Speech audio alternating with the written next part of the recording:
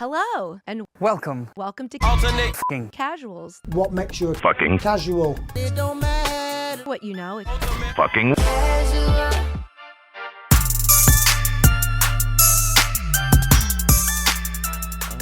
Timer. All right, let's fucking boogie. Ultimate effing casuals. Nathan, Isaac, my fellows, how are we doing? Dude, doing well. Glad to be here.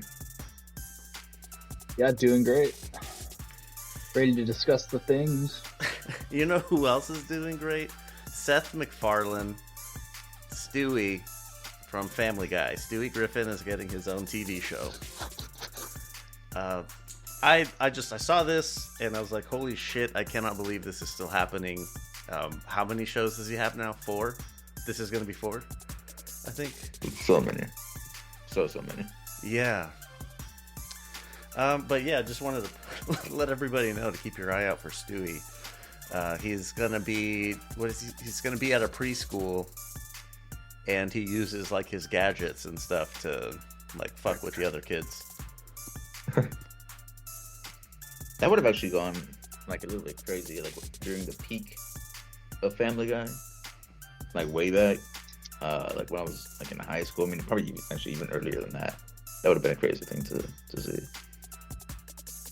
I mean, this could have done well, and even in like the COVID years, but we're like 6 years past that even. Yeah. I mean, I'm sure it'll do fine, but like creatively, this is about as bankrupt as it gets, right? This does seem like they've exhausted everything else. I'm like, of all the characters that were gonna get a spin-off, like Cleveland, not quite who I expected. Man, yeah. I would have thought Quagmire of anyone, like his adventures being a pilot, flying places, banging chicks and stuff. I thought that would have gotten one, but Yeah, it's I know they did like the episodes where it was like Stewie and Brian, like on their adventures. yes. Some of those were cool, but yeah, this is just like seemingly random now. But I guess like because I know he has like the TED show, which is apparently doing well, like as of late.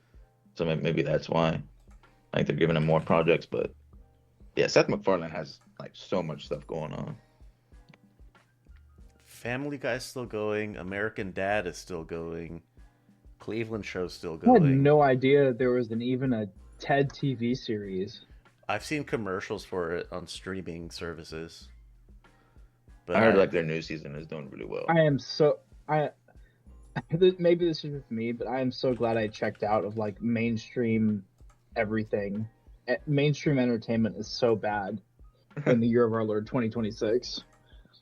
Oh shit. Looks like the Orville TV show is still getting seasons as well. It's like a Star Trek spoof. Oh yeah, I've heard of that. I think Honestly, I would recommend that show. It's actually pretty good. But enough TV talk. Oof, a little bit of boxing stuff to chat about. March 8th, we had Zuffa Boxing 4.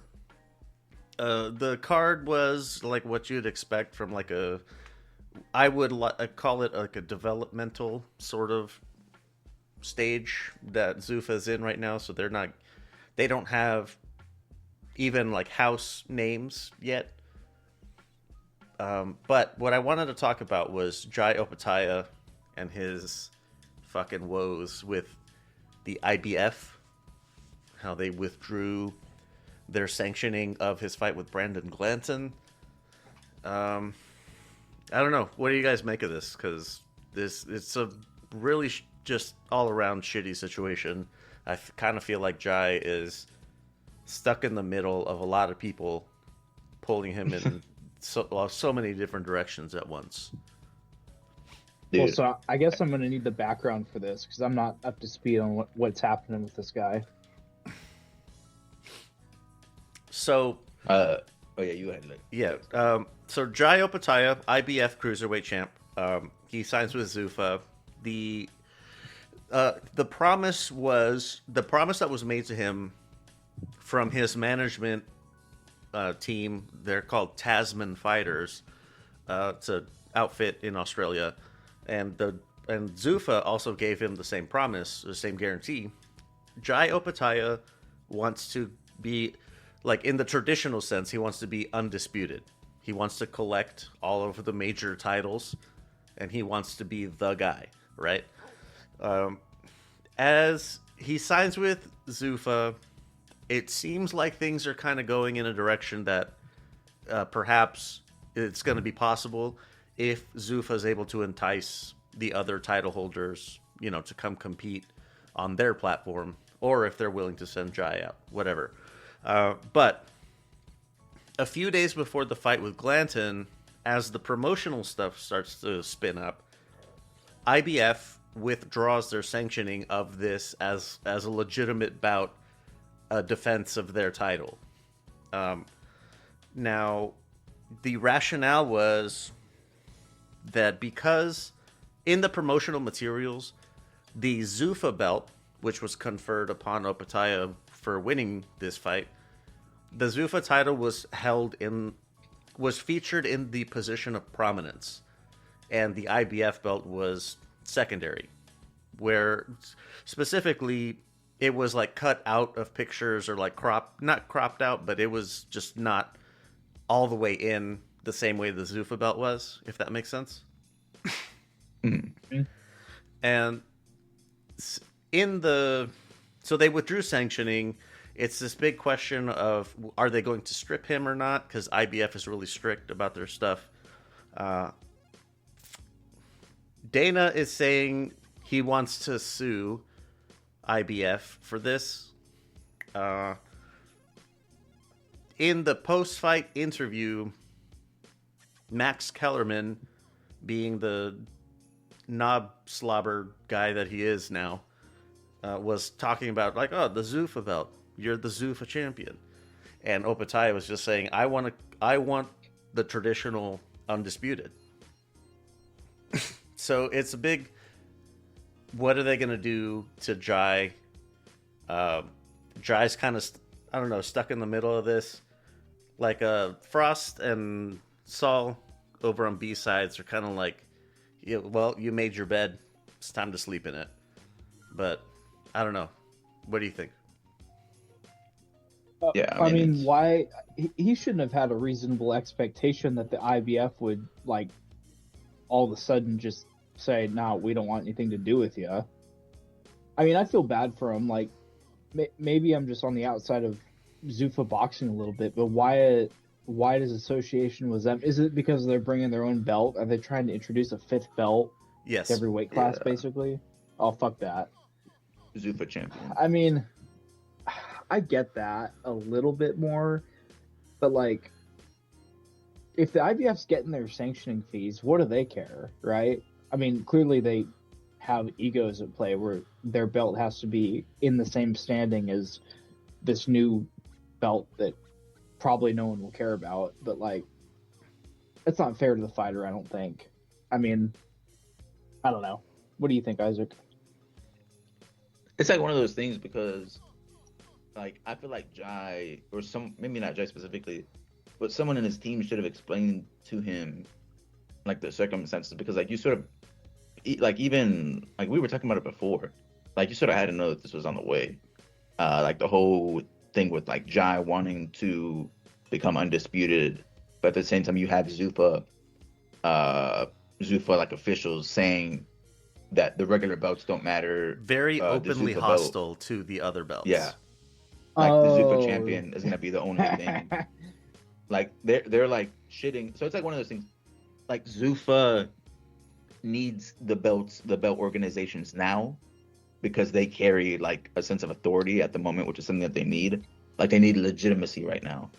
But, like, later on in the future, I feel like once Zuffa has, like, enough ground to stand on, they're just, like, gonna start to invalidate the other belts. Yeah, they're gonna ditch the regular organization. So it's like, I think that's why the IBF is sort of, like, trying to lay down, like, hard rules at the moment, because, like, you know what's on the way. Like, even Zuffa has said as much, what they're planning to do, that, like, ultimately the goal is the only belt that matters is the Zuffa belt.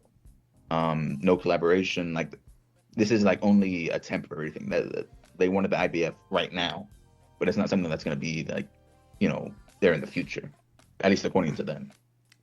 Yeah, like the groundwork that they laid out, the way that I've been saying it in Discord and in the boxing shows is like, we're Zuffa. We're here to fuck up. We're here to like fuck things up in boxing. We're gonna mix things up in a major way. First things first, fuck all your belts, fuck your champions, fuck your weight classes, fuck all your sanctioning organizations, fuck your promoters. So all that matters is Zuffa. And hey, if you want to be a disruptor, go ahead. That's your prerogative. But now they're crying and talking about going to court. Like, why won't the other organizations in the boxing industry, why don't they want to work with us? Pardon me. You're the one that says they don't matter. Yeah. Okay, so after hearing all that, I've completely 180'd. I didn't know that was the context. Yeah. And so I'm totally on board with what Frost and the other boys have been saying. Like, sorry, Jai, you got in bed with these people.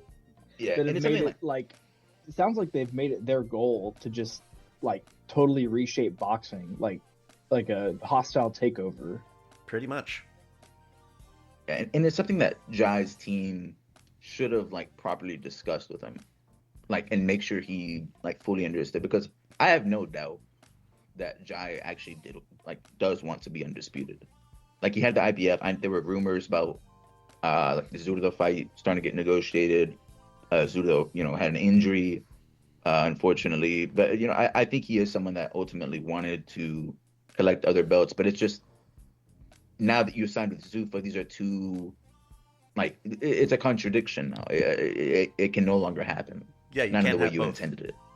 Yeah, I don't know how long this deal was for, but for now, I mean, you're locked in, bro. It's Zuffa champion, and that's all you got. That's about it. That's about it for now. You'll get to keep the ring title because the Saudis and TKO Holdings are bedfellows. So at least you'll get that. But yeah, like all the hardware that you wanted to collect, like, man, that shit ain't gonna happen. I was thinking, Jai kind of strikes me as like a boxing savant. He's pretty damn good at fighting, but he's not so good at anything else, really. Like, he's kind of like, this sounds really disparaging, and I don't mean it to be, but he strikes me as kind of dumb. So I mean, it's the truth. You should have there should be a little bit of self-awareness there, and I think he did have. I think he genuinely believed Tasman fighters and the Zuffa people when they said, yeah, you'll be allowed to fight for the other titles as well. I think he just took them at their word, because they're the smart fucking legal people. They know what they're talking about. They'll make it work for me. But doesn't seem that that's the case. Deceived. Yeah. Jai's a decent enough fighter. I hope he's not locked into a long-term contract. And like you said, but for now you're locked in, dude. It sucks to suck, but Yeah. but that was on Bummer March. summer. Yeah. It's gonna be a bummer summer for you, Jai. Sorry, pal. March 28th coming up, we have Moses Italma versus Jermaine Franklin. This card was rescheduled from January when Italma got a torn biceps. Mm.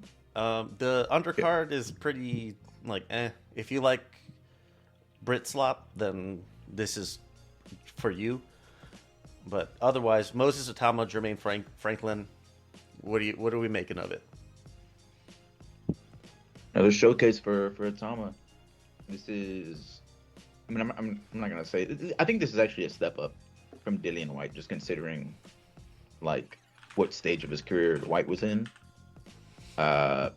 But like Franklin, he is a somewhat durable fighter. He got a win against Ditchko, or who was it? The Ivan Ukrainian Ditchko. dude. Yeah. Yeah. That was it was a little bit controversial, but he got a win there. I think this is a step up fight. He's Tom was moving in the right direction. They're trying to move him a little bit, I guess, more slowly. But yeah, I'm excited to see what performance he can put in, because Franklin historically has been like somewhat durable.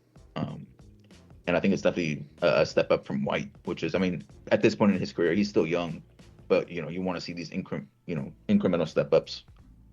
So yeah, I'm excited to see how the main goes here. Well, I think we've had enough boxing talk for the time being. If you want to hear more, we lay it all out in Boxing B-Sides and Boxing Before Dark. Wherever you are listening to this, you can find those as well. All right, into the MMA news. It's kind of light-ish. Former Bellator heavyweight Tyrell Fortune signs with UFC. I'm not familiar with Tyrell, so I can't really say if this is a good signing, if it's going to bring some new life to the heavyweight division. Yeah, I'm not too sure there either. I think this is just a name that, I mean, there are so little anything going on at the heavyweight division right now. This is just, you got to sign anyone you can get, right? Yeah, it's at least a new name. Like we're trying, they're trying something, I guess, rather than just like let the UFC heavyweight division die. With that, I would have expected that the new Ultimate Fighter season would have included heavyweights to try to grassroots grow some heavyweights into the organization. But it's like one of those things as well, like, because like the bigger dudes, like the bigger like heavyweight type athletes, yeah, they're not going into fighting. MMA. Like it's just a thing that's like maybe they'll go a little bit into boxing, but even then, I mean, they're going into like better sports. I mean, so that's why the share of these like big dudes is just like so small when it comes to MMA. Are you familiar with the boxers named Gerald Washington and Dominic Breazeale? Yeah. So those Famed Deontay Wilder opponents. that's what they're best known for, getting fucking laid out by Deontay Wilder. But those two guys were actually college football players that didn't get picked up in the draft. They didn't get signed as an undrafted free agent. So they went to, there's this like specialty gym that focuses on converting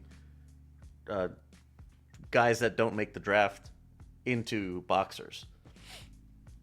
I feel like that could be something that UFC or just MMA in general in the US could look into, because you're never going to entice like 6'5" fucking muscle monster. You're not going to talk him out of taking like a $25 million contract for something versus getting your head kicked in for peanuts by comparison. Yeah, they're gonna need to cough up more money if they want like these monster athletes to start showing up. But yeah, well, it's not just a matter of just paying athletic people money now when they're in their prime, because like your fighting base starts when you're young. Like, where are the programs that are getting, developing MMA as a sport, with, younger people? And if that sounds weird, like, don't worry, it's not like cruel or anything. Like, it's actually safer for kids to learn how to fight when they have no power and they can't hurt each other. And, there's plenty of other martial arts that do this well. Like, they sell themselves, and that's why wrestling has such a pedigree in America, is because like it's at the high school level, and it's, there's a bunch of, youth levels before that where you get talented kids and they learn from a really young age how to, perfect a craft. And then it's like, no shit, they turn out great in the UFC because they've been doing it for 20 years, as opposed to converting an athlete that, maybe they're just really strong, they were good at another sport. It's a lot different when you've learned that particular discipline for your whole life. And so unfortunately, it's not something they can just fix overnight, but like there is virtually no effort that I've seen to try to expand the sport in any way like that, at least in America. Yeah, boxing used to be like that. In the U.S. specifically, because like these other countries, like in Russia, and Dagestan might be one of the best case studies for this. I mean, you got kids in the gym already like wrestling, man, and then like now they've like added striking to their arsenal and like to their gym. I mean, it's part of the culture at this point in some of these countries. But yeah, it's in the U.S. I think it's definitely waned as of late. And it's like one of those things, like even if they were to start to do it now, like you won't see the effects for like another 15, 20 years. But yeah, I mean, we'll see. One of the things that's going to help with that is if like the sport grows in popularity. So I mean, if things go well for the UFC now, it should maybe look better in the future. But then again, yeah, these are long time scales. Man, I think part of the difficulty of building a truly grassroots, like from childhood, and developing them into fighters, is the outward perception of one being more dangerous, like let's say MMA or even boxing compared to football, which from the outside, it's like one of them is kicking and punching, and the other one is more. I don't know. It's more of a sport. It's a team sport. There's a ball involved, so it can't be that much. It can't be that bad, right? Is the idea. But we see how much effort NFL puts into hiding the CTE that all of their athletes get. So I don't know. I think there's a little bit of misperception in what's dangerous. Fucking bobsledding. Bobsledders get CTE from the rattling that they deal with. Yeah. It's just like MMA and like combat sports in general are just going to have like that barrier of violence that like the majority of fighters just won't like pick up on. Or I guess the majority of families won't pick up on. I mean, did you guys take karate when you were kids? Nah. I did. I did. See, I did. Like I did judo when I was a kid. Other sports. I was just thinking that karate definitely fits the bill of younger kids. Like, we're hitting each other and it doesn't fucking hurt. You're not hurting each other. But judo is crazy. Like, you would take, like, it's, standing, not really the Brazilian jiu-jitsu grappling, but like you're standing, throwing someone over your shoulder and then slamming them back first on the mat, and you just pop up like nothing happened. Like, it's kind of wild. Shit, man. Let's keep it rolling. Former UFC light heavyweight Tyson Pedro will be debuting for the PFL on the Belfast card versus Dovletsan Yagshimuradov. I practiced that one. Oh, that reminds me. The issues I was having with pronouncing some of the names earlier. On the Zuffa card, fucking Joe Tessitore and Max Kellerman, they were calling Jesus Saracho, they were calling him Sriracha the whole time. Sriracha. And that, to me, I do not think... For, like, Andre Ward, I give you a pass. Like, you're the analyst. You're here to comment on what you see in the ring, and based on your experience as a fucking elite professional. But Tessitore and Kellerman, like that, no, that you don't get that pass. So yeah, Too focused on Zufaglaze. yeah. So if you're gonna be fucking up Sriracha, not a hard name, like man, I don't want to hear a goddamn word about how I pronounce somebody's name. I give it an honest effort. Yeah, especially on some of those Thai names. Arnold Allen, 8th, will be facing Melquizael Costa, 12th, on an Apex Fight Night card. It's a good card. Allen's, he's fell down, collected a few losses. Costa, he's on the way up, so this is like one of those fights. Someone's coming off losses. Costa's coming off a pretty big win streak. Yeah, but this is going to be his toughest test yet. So it should be a good fight. Arnold, I think this is a decent step up. It is from Costa's for previous Costa, fights. yeah. He's on a hot streak right now. So yeah, but yeah, this could be one of those moments. He's either going to get checked, or if he beats Allen, I mean, you're talking about what is it? I think we discussed it. It's like a 7-win streak now, 7-fight win streak. That would be huge. But yeah, that should be a good fight. Let's see, Murat Grigorian versus Kaito, Japanese kickboxer. This has been added to the One Samurai card that'll be taking place at the end of April. Lando Venata versus Darius Flowers will be on Vegas 115 for UFC, so that's fun. Uncle Venata, man, he's old as hell.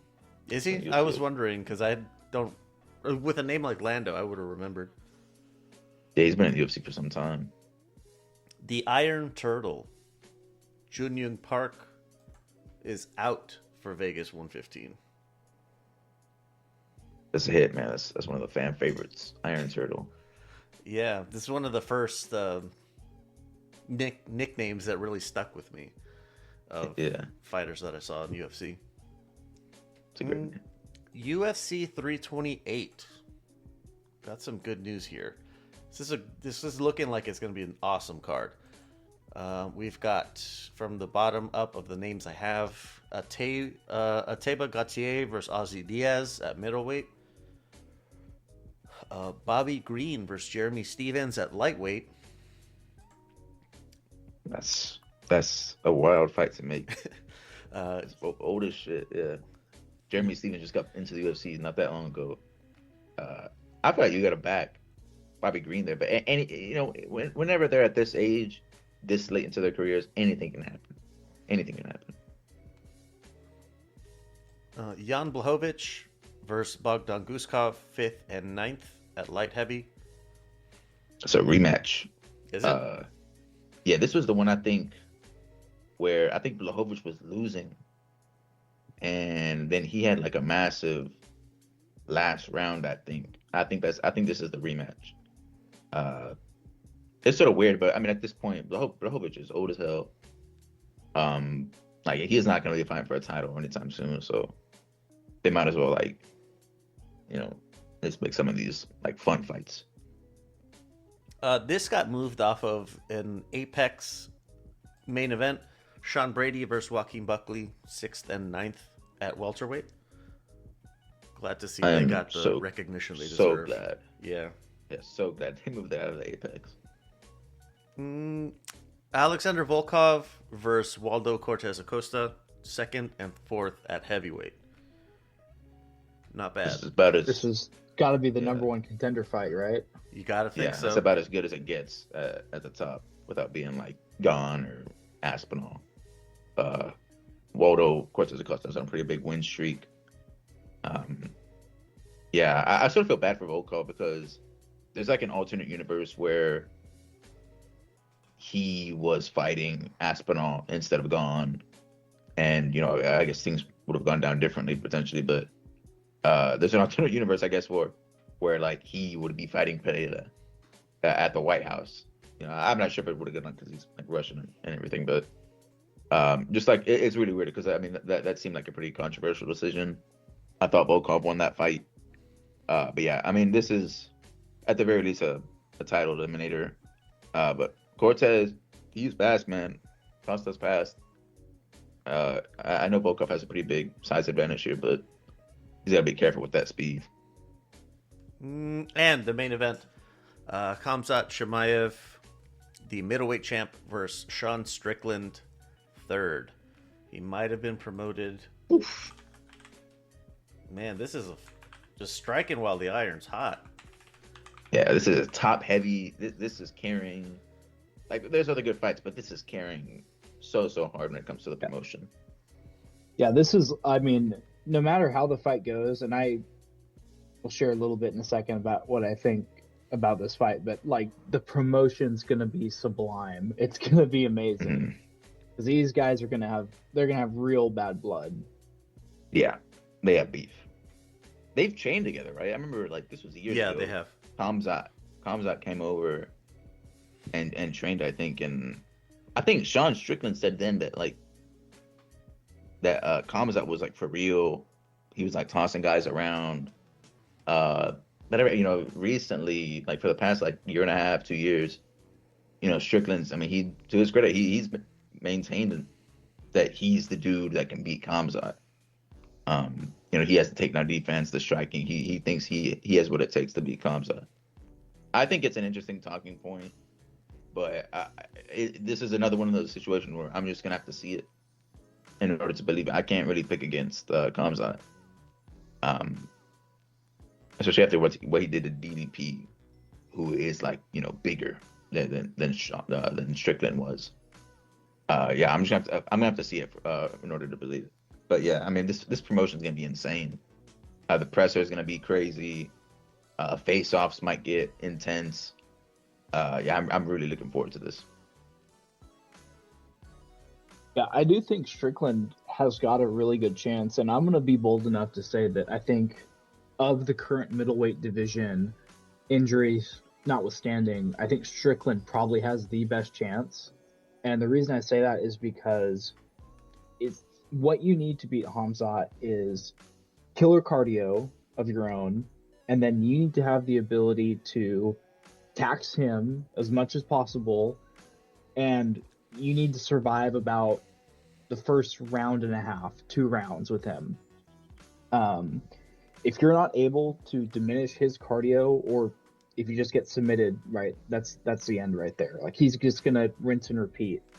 And we saw with the Usman fight, if you have a technical defensive wrestler and you make Khamzat, even if you like kind of give up the first 2 rounds in, you know, making every takedown, like you get taken down, but you make it as hard as possible, Khamzat's gas tank is not like, it's not proven, it's not rock solid.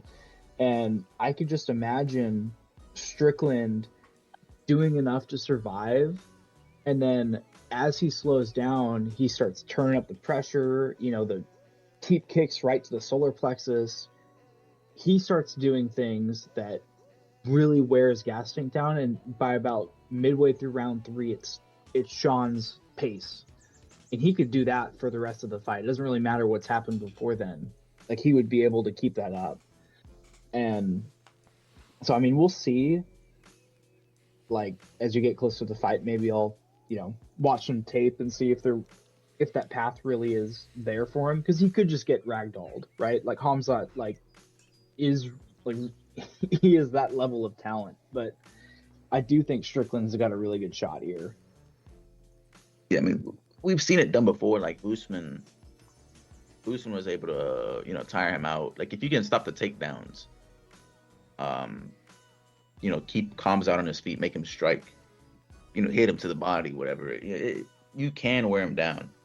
But it's just one of those things. Like, man, stopping his takedowns is real rough, man. It's, you know, it's a completely different level than to what Fluffy was. Like, these are, like, I mean, even DC was saying how Khamzat has just like this elite strength when it comes to wrestling, and like, you know, DC was, you know, a big time American wrestler.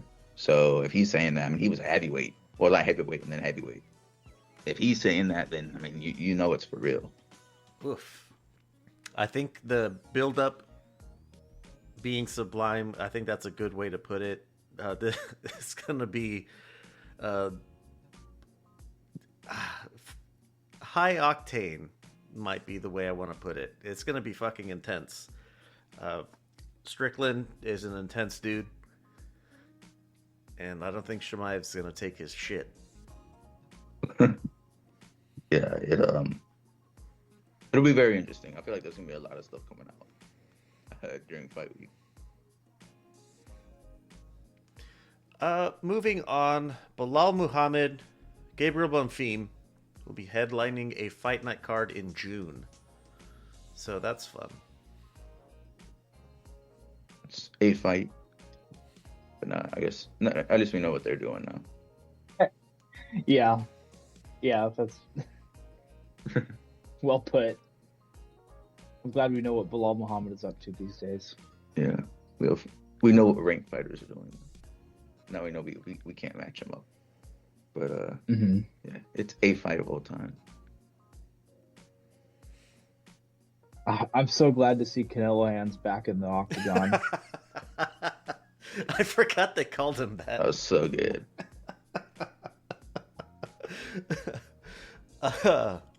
Speaking of fights of all time, Tankay Shamil Gasanov will be facing off for the MMA featherweight title on One Fight Night 42. So that's fun. Anything more for the news? That's all we got there. All right. Let's see here. Little bit of info. LVX Media Net. That's a social media handle fucking everywhere. If you are an opinionated fight fan, leave us a review on whatever app you're listening on. Really helps us out. And the easiest way is just leave a rating. Just hit that 5-star button and you're off to the races.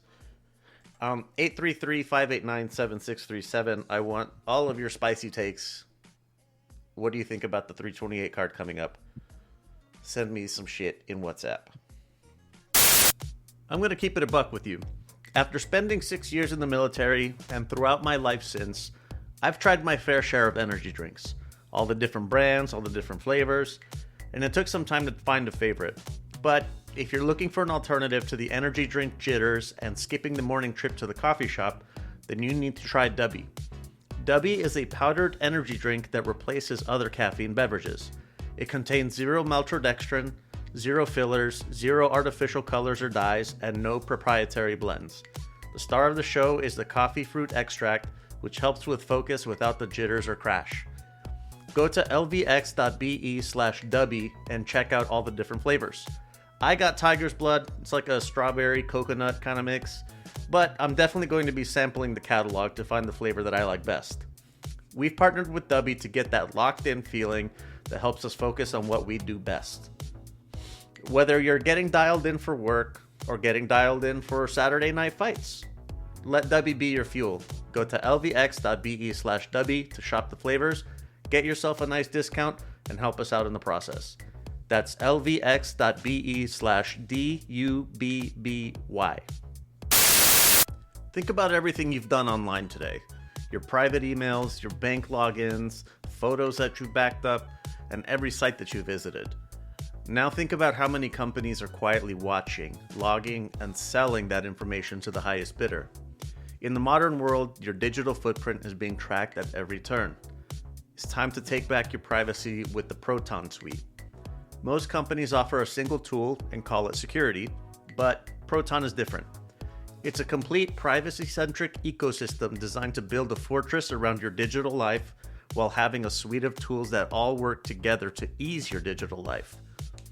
With one subscription, you get a lightning-fast VPN to mask your location, fully encrypted cloud storage for your most important data, and a secure email service that keeps your conversations private.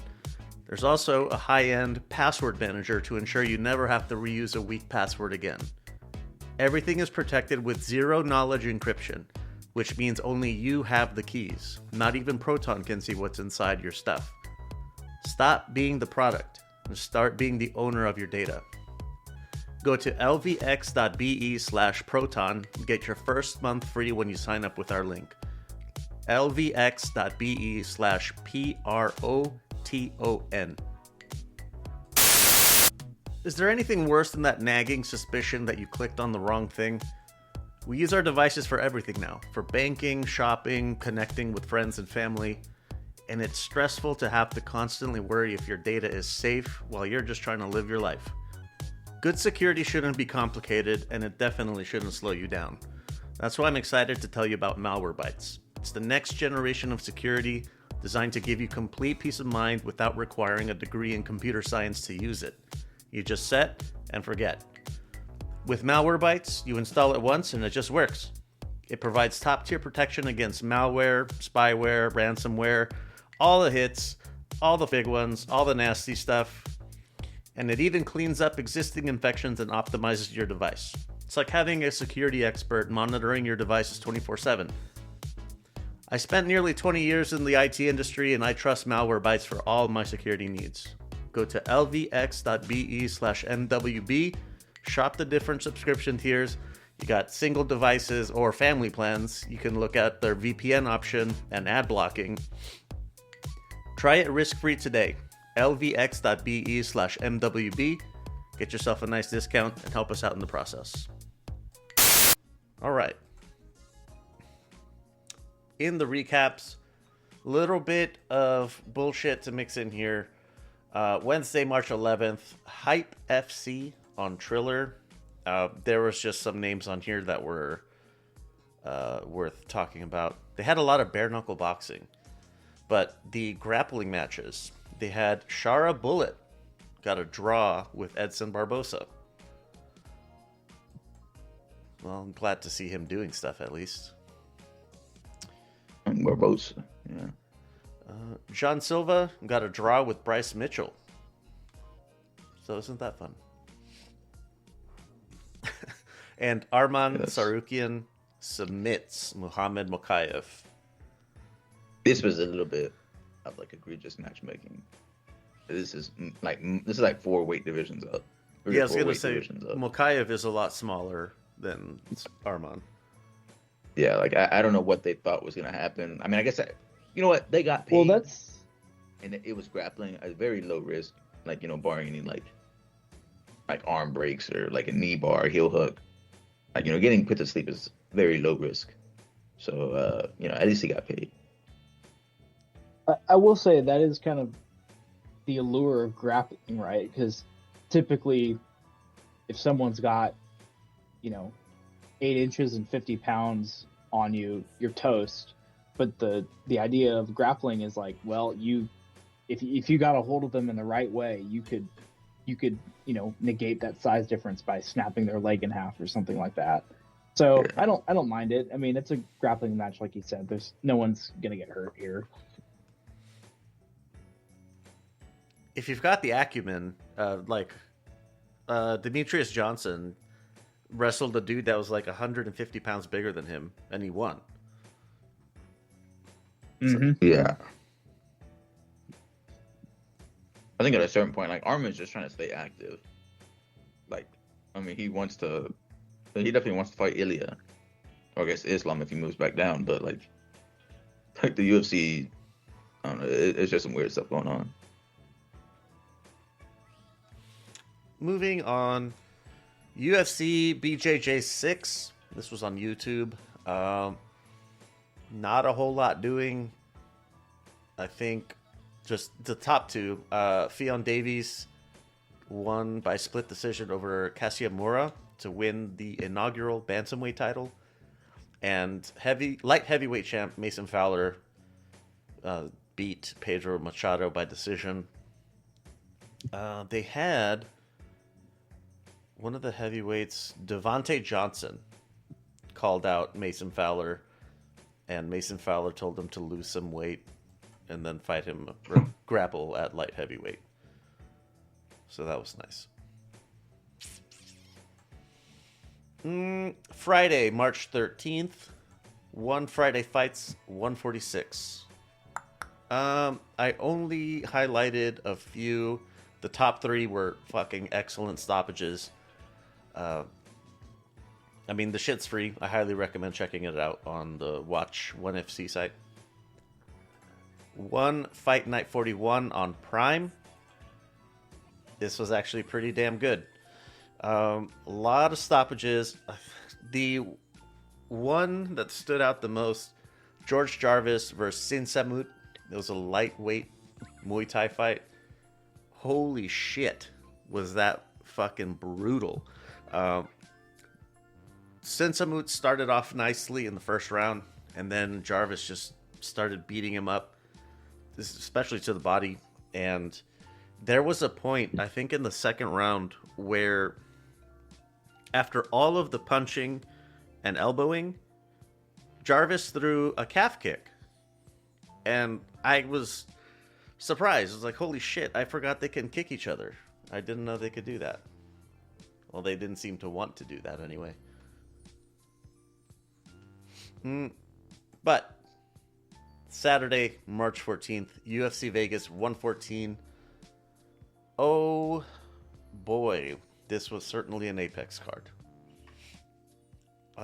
Does anybody on the prelims stand out to you guys?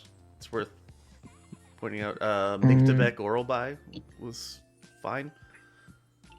It was a okay fight. I think Elijah Smith versus Su Young Yu had a good KO, and then Manol Sosa versus Balaji Oki. That one had a pretty crazy KO. I put it in the chat earlier. Man, he got planked, and it's like he charged up his right hand, and like whenever he backed him up to the cage, oh, that he one. just unleashed it. Yeah, he unleashed it, and it was over. He got planked. It was like, I mean, it was over immediately. But before he even hit the ground, I think the ref was already stepping in. But yeah, that was those two were really nice like endings. In the main portion, we started off with Charles Johnson. Split decision over Bruno Silva. Bruno was not happy with it. Not surprising because it was a really close fight, competitive. Charles Johnson immediately said, I beat Joshua Van and Lonier Kavanaugh. So Yeah, get me by a, knockout too. Yeah, get me a higher ranked fight. Yeah, he's a weird fighter, man. He's beat the champion and, you know, one of the big contenders in this division. But he's still like pretty lowly ranked. I mean, it's just he ends up, you know, getting these nice wins and then just immediately loses to someone outside the rankings. But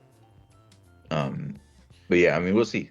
He collected a win inside the top 15, so it's a good progress.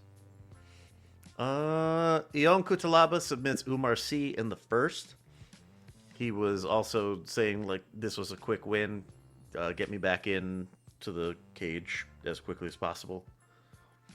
Yeah, one-way traffic. He definitely earned a step up because that was easy work.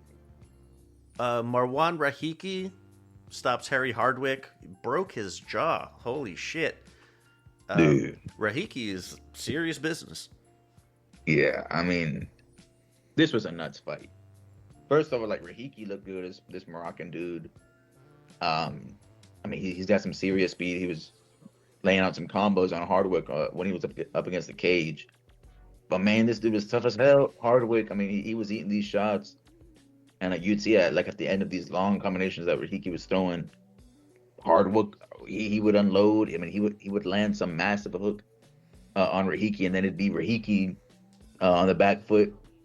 I mean, Hardwick, I mean, he was getting his ass beat, but like it wasn't, you know, he was landing something. Like he was landing some shots of substance. Where Rahiki, you know, he had to slow down a bit because, you know, he was at risk of getting put out himself. But yeah, I mean, it was enough damage from that Rahiki landed on Hardwick. The jaw was broken. I mean, you could see he went over to his corner and his mouth was just like hanging. Yeah, he couldn't close his mouth. You know, it was nuts. mouth wide open. Yeah. So the corner went ahead and stopped that. I think it's a very good choice. But yeah, a fun fight. Very fun fight. Yeah, you don't have a lot of guys these days in the UFC that have that much grit. Like, when it gets that bad, most guys fold. But you know, Hardwick stood his ground, and he was firing back some, you know, hellacious shots. Yeah, that was something that I was saying in the chat. Was like, man, Hardwick is made of some. He lives up to his name. This dude is tough as fuck. Yeah. He was throwing back even when he was getting clobbered. So Like, big ups. I think they said in chat, like, he's 0-2 now in UFC. But I hope they keep him. Keep him on. Yeah, I think they'll keep him, especially after that performance. I mean, he went out there and he tried really hard. This dude's young, good prospect. Rahiki, yeah, I'm not saying like it's not gonna feel good to him. Like, it's one of those things, participation trophy type thing. But it's just a fun performance, and ultimately, like, this is entertainment, and that fight was very entertaining. Jose Miguel Delgado gets the split decision over Andre Fili. Another one of those where the loser was not content. It was a very competitive fight. I thought Fili had the first round pretty good. Then the tide started changing after that. But I enjoyed it. I thought it was a good fight. Yeah, nice little scrub. In the co-main, Jillian Robertson, 8th at strawweight, gets the UD over Amanda Lemos, 5th. It was a fight. It certainly was a fight. Yeah, I feel like they should have put other fights in this co-main slot. Like, not on any like sexist timing or anything like that, but like, Rahiki, like, there was definitely better Kudalaba. fights. Yeah. Chris Curtis, Orobai, like that. But there were better like named fights that they could have put up there. Charles Johnson even. And the main event, Kevin Vallejos stops Josh Emmett in the first. First thing I'm gonna say, I don't care that you're from Argentina. I'm not gonna pronounce it the way you Argentines do. It's a fucking Y, not a J sound, you motherfuckers. Kevin Vallejos ends. He's like twice. Josh Emmett was like twice his age, was it? Mm-hmm. Oh yeah, 21 versus 42, something like that. Goodness gracious. I'm not sure. Like, is Vallejos the truth here? And I think so. Like that, you know, Emmett is. I mean, he's way on the wrong. He's on the wrong side of 40. I mean, I guess that's anything over 40 is there is no good side to that. But I mean, he's still a live body, you know. And I think what impressed me was, you know, Emmett's style at this point is kind of just exploding close and then just launch haymaker hooks, right? And just hope he lands before you do. And you saw Kevin intelligently counter in those moments. And like, he landed like 4 or 5 really sublime counters in the, you know, in those exchanges that directly led to this knockout, which was extended way longer than it needed to. Herb wanted to see Josh die for some reason. Oh my god. But it's crazy. But like, seeing that like presence of mind where it's like this, you know, orc of a man, he's right, you know, dashes into close range, he's right in your chest, he's like, you could get knocked out. He's like, I can handle this. Like, I know exactly how I'm gonna move and roll with these shots, and I'm gonna land a better shot, like a more accurate shot. And I mean, I was really impressed. I was seriously impressed. I didn't really have this guy on my radar. I didn't realize he'd do Josh Emmett like that. So I mean, like, wow. Yeah, I have to keep paying attention after this. Yeah. It was interesting. I think we've definitely discussed Vallejos on some cards in the past, because he's had some like nice performances, some nice knockouts. He went the distance with John Silva early on in his career. It was obviously a loss, but I mean, he's young as hell, and he took him the distance. But like, this is definitely his best win. Like Nathan said, man, he just fought incredibly smart. They brought it up on the commentary. I forget who it was, but they mentioned how, like, you know, it was very like in like a very like Ilya type performance. How, you know, just in the boxing stance, he's like cutting the cage off, landing counters. You know, he's not unloading like crazy, just like, you know, like on a rampage. He's like, it's intelligent shots. And I mean, you look at the punch stats. I think they said something like he landed 42 punches to Emmett's 2 punches. I mean, those are incredible stats. And first round KO. Emmett is normally durable. Emmett, I think, went the distance with Ilia Topuria. Obviously age is, has something to do with that. But a very good performance, and he's still so young, man. Like, he's gonna get better. Even in the finish, we saw how he had Emmett hurt up against the fence. I mean, he was mixing in everything, knees, elbows. Like he's willing to use multiple weapons whenever he sees he can. I'm not saying like he's gonna be champion 100% or anything like that, but I think his name is definitely gonna be in the mix. He's a fun fighter as well, which is a big thing. I think he'll be a fan favorite at the very least within a few years, maybe even sooner than that. But yeah, a very good performance. And yeah, Rip Josh Emmett, man, he's giving us some good fights, but I think we're getting close where he's got to consider retirement. I mean, that really should be it, right? Because, I mean, he took so much additional damage. If it had been called off after the first knockdown, like, if he wants a, finale fight, sure. But he suffered like 4 knockdowns where, like, each time he's getting battered all the way back up to his feet, and then he just gets dropped again. Like, he took so much damage in this fight. I don't really think I think he should retire tomorrow, to be honest. Would be. I know it's not my call to make, but like, yeah. Yeah, I mean, this was a first round knockout, one-way traffic. Whenever this stuff starts happening to you, and like the fact that you're only going to get older, it can go downhill real fast.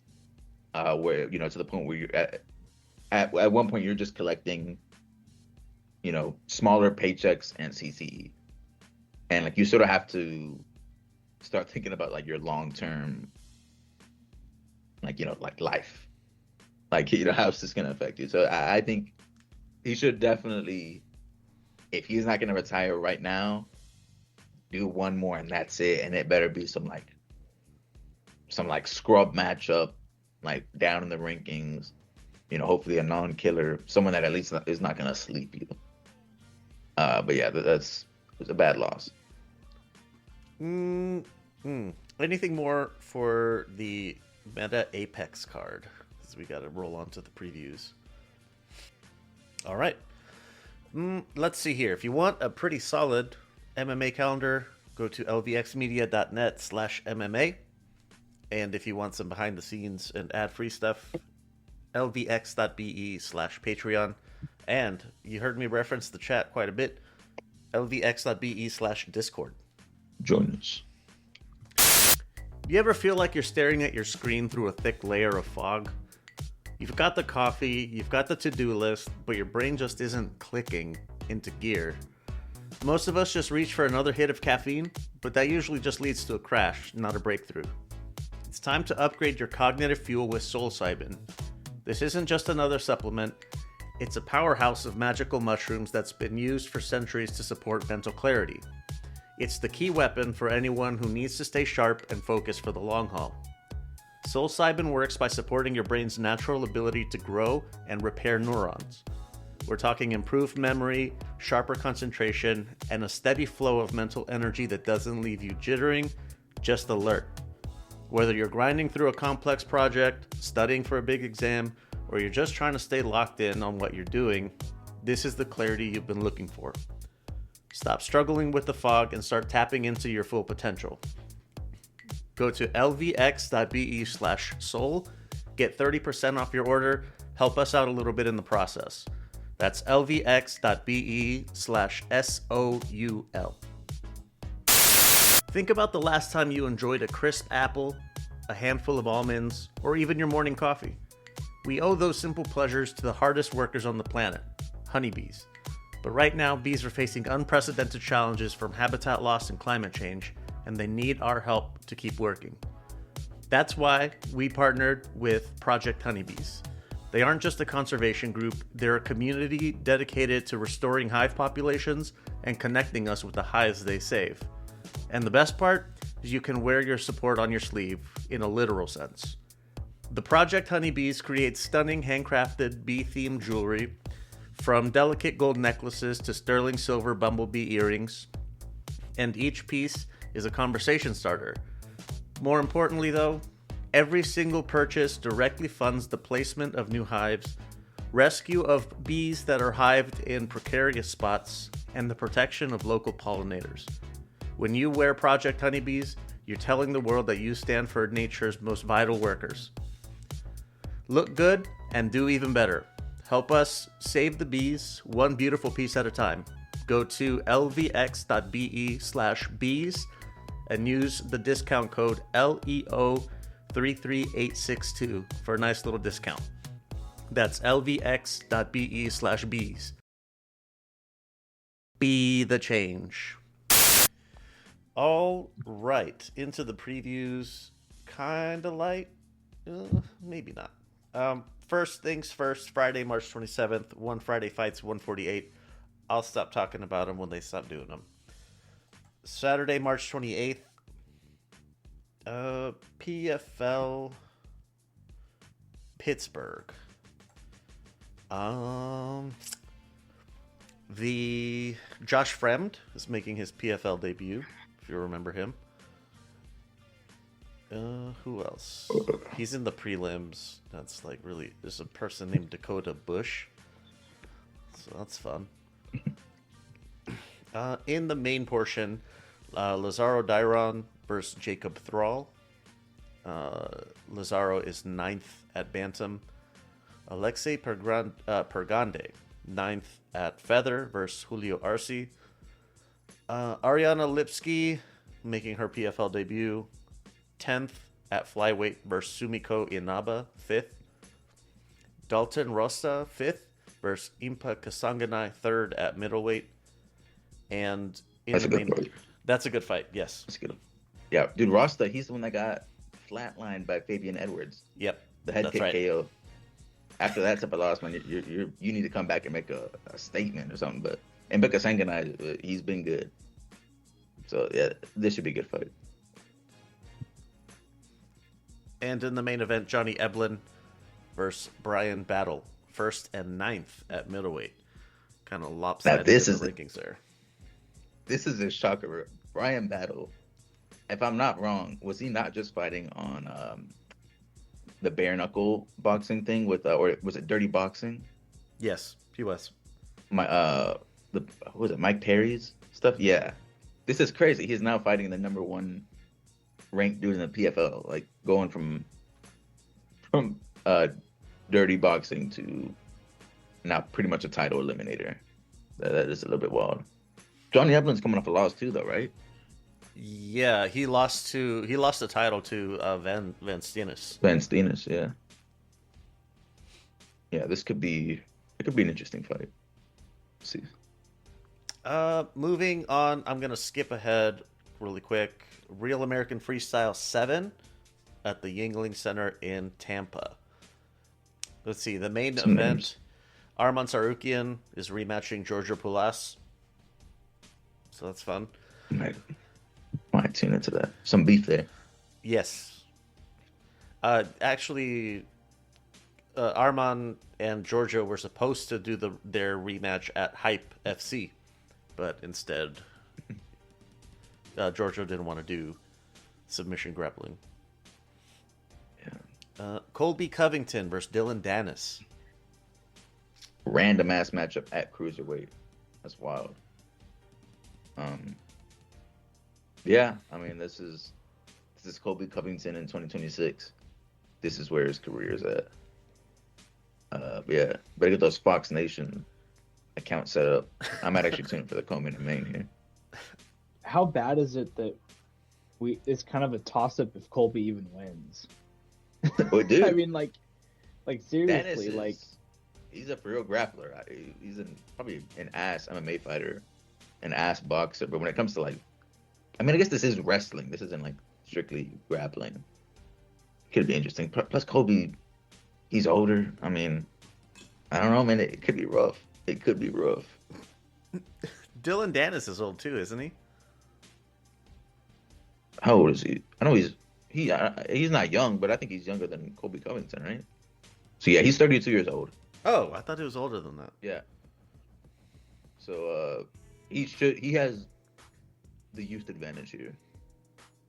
What if Colby Covington loses, and then it's still GSP has a win more recent than yours? Man, that would be crazy. If I mean, at that point, you gotta call it quits. They can't have you ranked. I mean, come on. But that's it for REF. I was gonna say Kyle Dake, Parker Kekaisen, I think it is, cruiserweight title. They do have two open, unlimited weight title, Wyatt Hendrickson and Trent Hilger. That's about it. So, last thing on the docket, UFC Seattle in no shit Seattle. Anyone in the prelims? Bruno Brazil. Kind of prelims. Wait, where do the prelims start? Let me see. The three at the bottom. Sure, there's more than that, though, right? I thought so, but when I checked, it was only those three. Well, I guess it's one of those 6-fight, main cards for since it's not a numbered event, but it's also not like an Apex card. So they did the 6-fight main events. Oh wait, they might have updated it. I feel like on the website it's different. Let me have a look. Okay. I usually go with ESPN because they have the running order a lot better. Yeah, they end up like changing, like even like the official UFC website. Like they'll change stuff like the day of. Sometimes it can be real annoying. I'll go off the ESPN site because it does have a lot more on here. Yeah. Let's see. I'll just read them all off from the bottom up. Zhu Kangjie versus Marcio Barbosa at featherweight. Alexa Tainara versus Bruno Brazil at straw. Navajo Sterling versus Bruno Lopez at light heavy. Casey O'Neill versus Gabriela Fernandes at flyweight. Marcin Tybura versus Walter Walker. Watch your heels, dog. Another heel hook. Yep. Yep. Chase Hooper versus Lance Gibson at lightweight. It's the comeback fight for Chase Hooper, man. He got stopped by, who was it, Alex Hernandez? He got stopped pretty bad. This is the comeback fight, though. We'll see if he can get a win back. And rounding off the prelims, Nacho Bahamondes versus Taufik Musayev at lightweight. Should be good. Bahamondes fights are normally pretty fun. Into the main portion, Terrence McKinney versus Kyle Nelson. You should have Don't blink there. I say don't blink on this one though. Hold on, man. Terrence Kinney, Kyle Nelson. It's not going past the round. This is. I mean, it's always the case with Terrence McKinney, but Kyle Nelson, he's also a dog. Kyle Nelson's, I think his last fight was pretty fun if I remember correctly. Yeah, that's what I'm trying to open his profile because I remember exactly what you're talking about. Frivola. Oh yeah, Matt Frivola. Yeah. I remember that. That was a good fight. Moving up, we have Mansour Abdul Malik versus Yusri Belgaroui. I think I got that. That's a middleweight fight. Julian Erosa versus Larian Douglas at feather. Michael Chiesa versus Carlston Harris at welter. Co-main event, Alexa Grasso versus Macy Barber. That's a nice matchup, a ranked matchup for women's flyweight. Yeah, 3rd and 5th at flyweight. Yeah, that's nice. And I think if Barber gets a win, we could maybe be seeing her like I guess closer to a title shot. And in the main event, Israel Adesanya 6th at middleweight versus Joe Pyfer 14th. That's a great one. Changing great of the fight. guard. Yeah, Could be It that very well could. if Izzy loses here, I say it's wraps. Piper 100%. should not nearly be as well rounded as Adesanya is. Should not be as slick as he is, but I think what he does have significantly more than Adesanya does is just raw power, right? And so if this turns into a punching match and Izzy slips up, I mean, it could be lights out. Yeah, I agree completely. I think Izzy is definitely still like a much better striker, better technique. But Piper has that power, man, at this point in his career. He got stopped recently by, was it Imavov? I think it was Imavov. He got stopped by, I mean, we'll see, man. It could happen again. I feel like if Piper's going to win, it's definitely going to be by KO. Otherwise, I think it'll probably go to decision. But we'll see, man. This could very well be a changing of the guard moment. I'm actually pretty excited for this main event. I think this is a changing of the guard. Adesanya's strengths are they play into Piper's strengths as well, and I think that the mileage is catching up with Adesanya at this point. And Nathan, like you said, getting into like a stand-up punching match with Joe Piper is a fucking mistake, especially if you're 36-year-old Adesanya. Yeah, the thing that Izzy does have going for him, even if it is like, he does have to wade into danger, is that Piper's got like big stiff idiot energy going on. True right? that. He's very upright. His head movement's basically non-existent. But like you said, if he does something stupid, like back up straight into the cage or something like that, like he kind of did against Imavov, right? If he doesn't like pivot off the center line, he could get rocked, and it wouldn't take much. So I think, this should be a fun fight. This is edge of your seat stuff, because it could end, in a flash either way, right? Either Izzy's going to counter him and knock him out, or he's going to get knocked out. I think that's like a safe assessment. The entire time, it's one of those things though, like Izzy could be winning like 4 rounds going into the 5th round, but as long as Piper isn't like completely gassed and like that, I'm still gonna be tense, because all it takes is that one shot from Piper.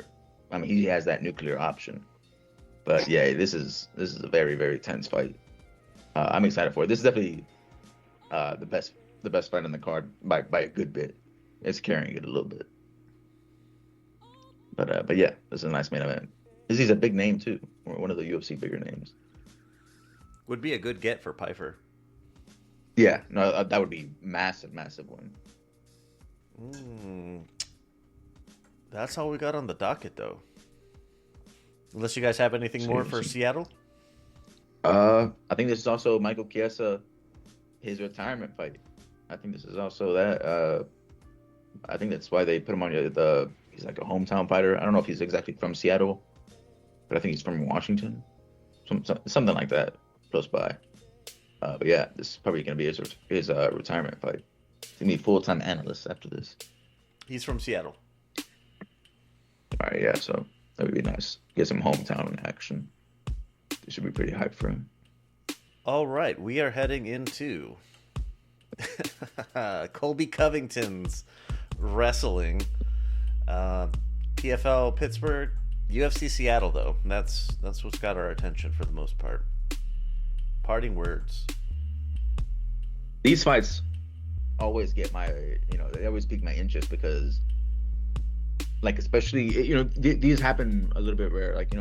Sometimes we get like good ranked contender matchups, but these like changing of the guards ones, they're like pretty big fights, because like now you're talking about like generations of fighters are shifting, and it's like double-edged too, because like Adesanya has been here for so long. He's given us like some great fights, but you can't be here forever. But it's one of those things, if you're gonna continue staying in the UFC, or you opt to stay in the UFC, they also can't give you like easy matchups all the time. I mean, that's just not the way this works. So you have to go through these like, you know, these firefights, and this is one of those moments. I mean, Izzy versus Piper. I mean, it's Piper's on the up. He's coming off some great wins, and I mean, I think there's a real chance that Izzy could get slept. I'm gonna back him because I think he is like a much better striker. But yeah, I mean, these moments are a little bit rare, and I'm excited to be seeing it. Yeah, I'm especially excited for, as Leo pointed out, the Covington wrestling match, mainly for some stakes that we neglected to talk about. If Colby wins this fight, he very well might be graced with ringside seats to Freedom 250. He might be able to be allowed into the audience if he wins that fight. So, you know, I gotta root for him. Maybe he can like be within shouting distance of Trump because they love each other so much. That's right. Colby Covington is a big red hat guy, isn't he? Well, that is it for this edition of the Ultimate Effin' Casuals. We will see you on the other side of Colby Covington's glorious victory over Dylan Dennis. See ya. All right, peace.